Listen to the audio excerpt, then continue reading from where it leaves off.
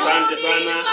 Sasa mnafahamu pia kwamba ndugu yetu anajiunga na chama chetu, mwanasheria, na ni muhimu pia nimkabidhi katiba ya chama chetu, tukiamini atatuongezea jopo la wanasheria ambao watakuwa wanaongezeka kwenye pool ya wanasheria wa chama chetu wakishauri katika masuala mbalimbali ya katiba na mambo mengine. Kwa hiyo nikabidhi pia katiba kama mwanachama, lakini pia kama mwanasheria, na naamini utatusaidia kwenye kufanya mambo ya Naam, baada ya hapa sasa nikuombe ndugu yangu Peter upate nafasi na wewe uzungumze na waandishi ili wapate kusikia pia kutoka kwao. Karibu sana.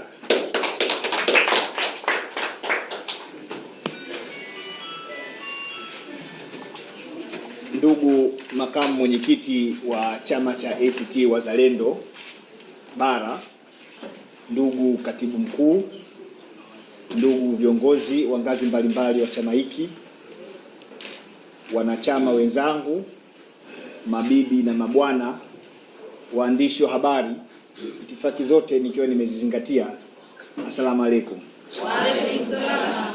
Bwana Yesu asifiwe. Amen. Tumsifu Yesu Kristo. Kwangu ni siku ya kipekee sana leo, ndugu makamu mwenyekiti, kupata fursa hii ya kuweza kupata jukwaa la kuweza kuonesha na kutumia vipaji vyangu katika nyanja za siasa.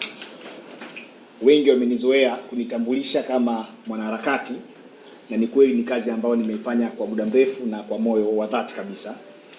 Lakini leo kwa fursa ambayo umenipatia mheshimiwa makamu mwenyekiti, ninashukuru sana, namshukuru Mwenyezi Mungu kuwepo hapa. Inawezekana watu wakajiuliza kwa nini wakili Madeleka umechagua jukwaa hili la ACT Wazalendo leo kuja hapa na kufanya shughuli zako na si vyama vingine. Jibu ni rahisi sana. Katiba ya Jamhuri ya Muungano wa Tanzania kupitia ibara ya 3 ibara ndogo ya kwanza ndiyo inayoanzisha uwepo wa demokrasia ya vyama vingi vya kisiasa. Na demokrasia ya vyama vingi vya kisiasa katika nchi yetu imerejea mwaka 1992. Na ndio hapo kuna taasisi nyingi za kisiasa ambazo zilikidhi vigezo, zilisajiliwa na kuanza kufanya kazi za kisiasa. So ukisoma vizuri kwa makini na bila uvivu, ibara hiyo inasema vyama vingi vya siasa, sio vyama viwili, vingi. Na lengo la kuwa na vyama vingi vya kisiasa ni kuchochea maendeleo ya kisiasa, ya kiuchumi na kijamii. Sasa kwa nini tuko hapa tulipo leo?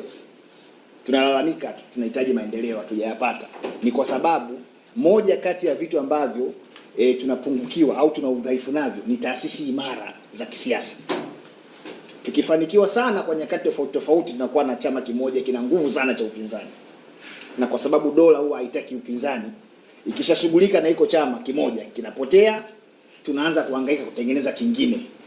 Ilikuwepo NCCR, ikaja kafu, napata Chadema, na sasa hivi tuna ACT.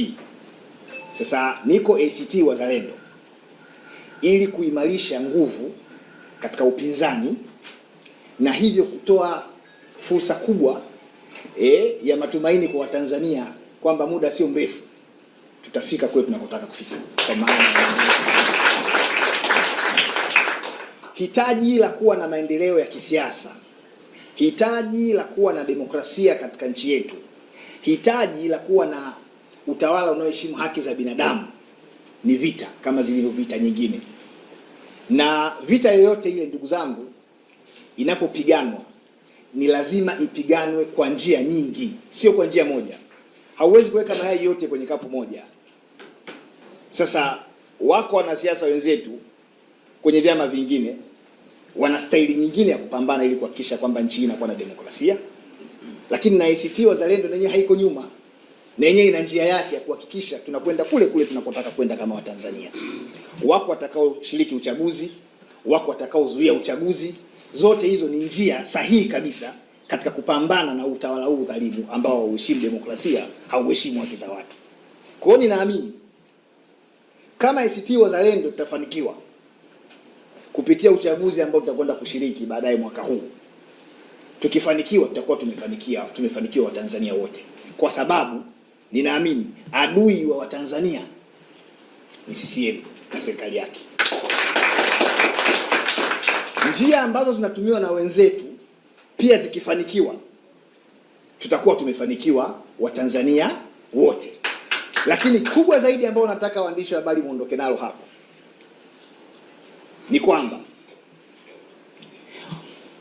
ukichukua jitihada au ukiangalia jitihada ambazo zimefanywa na makundi mbalimbali katika jamii katika kuhakikisha tunapata uchaguzi huru, haki na unaoaminika mwaka huu, utagundua kabisa dhamira ya CCM mwaka huu ni kuthibitisha kwamba uchaguzi huu utakuwa haki na huru. CCM wanataka wathibitishe kwamba uchaguzi utakuwa huru na haki.